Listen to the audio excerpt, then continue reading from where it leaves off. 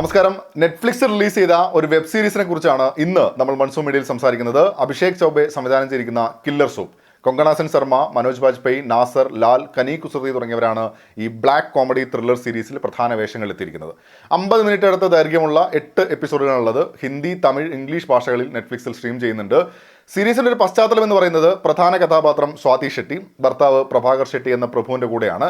ഒരു റെസ്റ്റോറൻറ്റ് തുടങ്ങുക എന്നാണ് വലിയ ആഗ്രഹമായി സ്വാതി കൊണ്ടു കിടക്കുന്നത്. ഈ സൂപ്പ് ഉണ്ടാക്കി ഭർത്താവിന് കൊടുക്കുമ്പോൾ ഗംഭീര സൂപ്പ് എന്ന് പറയുന്നുണ്ടെങ്കിലും അങ്ങനെ അല്ല എന്നത് കൂടെ പ്രേക്ഷകർക്ക് വൈകാതെ തന്നെ മനസ്സിലാക്കി തരുന്നുണ്ട്.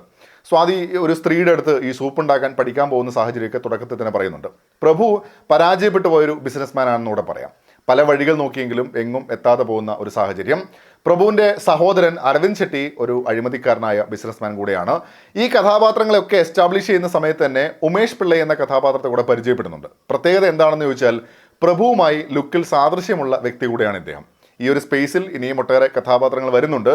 അപ്രതീക്ഷിതമായ ചില സംഭവങ്ങളിലൂടെയാണ് സീരീസ് മുന്നോട്ട് പോകുന്നത്. 8 എപ്പിസോഡുകൾ, ഏകദേശം 50 മിനിറ്റ് ദൈർഘ്യമെന്ന് പറയുമ്പോൾ അത്രയേറെ സംഭവങ്ങളും സീരീസിൽ നടക്കുന്നുണ്ട്. സീരീസിൽ ആദ്യമേ പറയേണ്ടുന്ന കാര്യം പ്രകടനങ്ങൾ തന്നെയാണ്. ലീഡ് റോളിൽ വന്ന എല്ലാവരും ഗംഭീരമായി തന്നെ ചെയ്തിട്ടുണ്ട്. സ്വാതി ആയിരുന്നത് കൊങ്കണ സെൻ ശർമ്മയാണ്.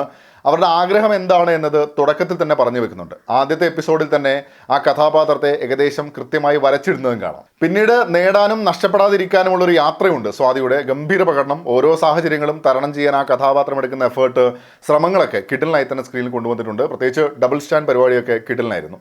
പ്രഭു, ഉമേഷ് എന്നീ കഥാപാത്രങ്ങളായാണ് മനോജ് ബാജ്പേയി എത്തുന്നത്. അത് കുറച്ച് ടെസ്റ്റും കാര്യങ്ങളൊക്കെ കൊണ്ടുവരുന്നുണ്ട്. അതെന്തായാലും നിങ്ങൾക്ക് കണ്ടു തന്നെ അറിയാം. ആസ് യൂഷ്വൽ മനോജ് ബാജ്പേയിയും കട്ടയ്ക്ക് തന്നെ സീരീസിൽ ഉടനീളം നിന്നിട്ടുണ്ട്. കണ്ട് ആസ്വദിക്കാനുള്ള പ്രകടനം തന്നെ സമ്മാനിക്കുന്നുമുണ്ട്. പോലീസ് ഓഫീസറായ ഹസൻ എന്ന കഥാപാത്രമായാണ് നാസർ എത്തുന്നത്. എന്ത് സംഭവിച്ചാലും സത്യം കണ്ടെത്തണമെന്ന് കരുതി തന്നെ മുന്നോട്ട് പോകുന്ന ഒരു വ്യക്തി. കൺവിൻസിംഗ് ആയി തന്നെ റോൾ ചെയ്തിട്ടുണ്ട്.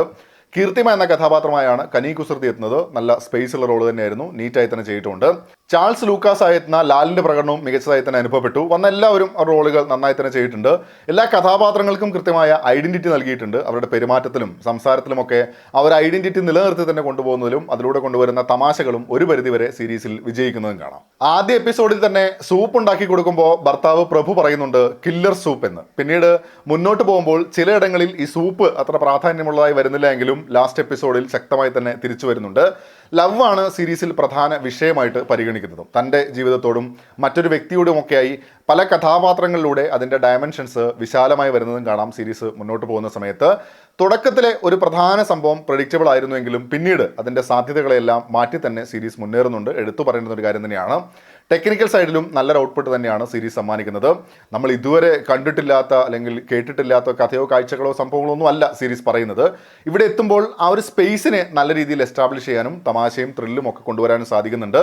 ബ്ലാക്ക് കോമഡിയൊക്കെ കൊണ്ടുവരുമ്പോഴും ഒരു സ്പേസിൽ പോലും ഒരു വിരസതയൊന്നും ഫീൽ ചെയ്യുന്നില്ല. നല്ല രസമായി തന്നെ കണ്ടിരിക്കാം. കണ്ടാൽ നഷ്ടമാവില്ല എന്ന് തന്നെ പറയാം.